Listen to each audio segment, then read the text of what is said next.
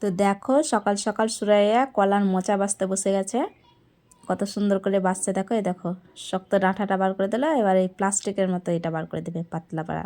এই দেখো একবার শুধু দেখিয়ে দিয়েছি, দ্বিতীয়বার আর দেখাতেই হয়নি। দেখো কত সুন্দর করে বাছছে।